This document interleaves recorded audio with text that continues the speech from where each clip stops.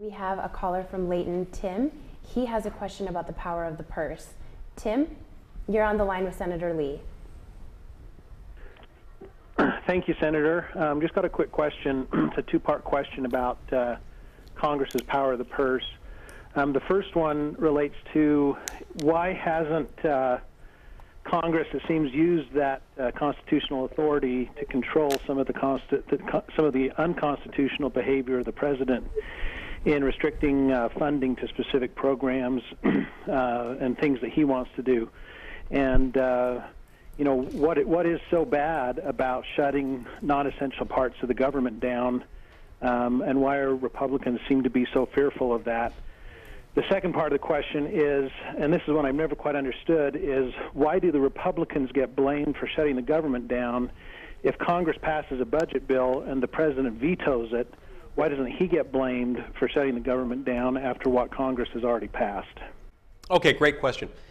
First of all, as to the second part of your question, why do Republicans tend to get blamed for that? The short answer to your question is, in part, because many Republicans put the blame on Republicans. In other words, it has become this narrative, in part because of the liberal bias in the media that's well known that Republicans are always going to get blamed. But it's not just the media. We can't blame it all on the media.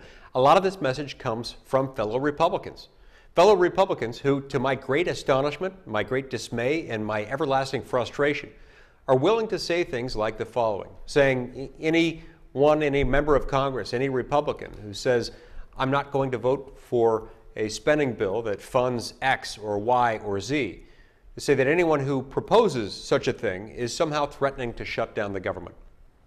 For reasons you point out, anyone who says they're not going to vote for something that funds X or Y or Z is no more responsible for causing a government shutdown than is someone who says we have to fund Project X or Y or Z.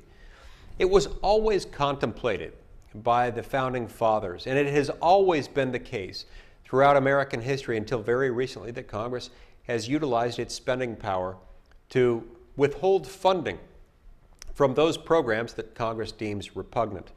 In fact, James Madison wrote in the Federalist Papers that this would be the great security that the American people would have against tyranny, against oppression, against bad government, that the only way to offset the kind of bad government that comes about as a result of an unaccountable government, specifically an unaccountable executive branch, would be for Congress to withhold funding from those programs. So I hope all who are joined with us tonight listening to this program will help spread the word that this is another one of those issues that's not Republican or Democratic necessarily. It's not liberal or conservative necessarily. This is simply an American issue, an issue in which the American people should have every hope and expectation that when the government is doing something that's bad, that Congress should say, we're not going to fund that thing. And the American people should reject as invalid, as insincere, as intellectually dishonest the notion that anyone saying that they don't want to fund a particular activity of government is threatening to shut down the government. We've got to dismiss that if we ever want the American people to be able to gain control over their own government. Remember, the government exists for the good of the people. The government is the creation of the people, not the other way around.